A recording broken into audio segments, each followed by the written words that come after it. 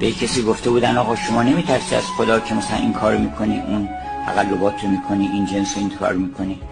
گفت نه آقا، این همه آدما که در دنیا دارن مال عرب و عجم میخورن، چه بلایی سرشون اومده تو سر ما بیاد؟ این منتظر نیست که بلایی سرش بیاد. منتها عطار میخواد که جوابشو بده که عزیز من تو یه بلایی سرت اومده، حواست نیست. مثلا یه درختی رو از ریشه کنده بودن، در آوردن اصلا از ریشه، ولی درخت خب به این زودی که خوش نمیشه، سبز خورم بود، شاخه‌هاش بود، برگ‌ها همه سبز اینا. بعد یه عارفی رد میشد گفت میدونی این درخت چرا همچنان سبز خرمه؟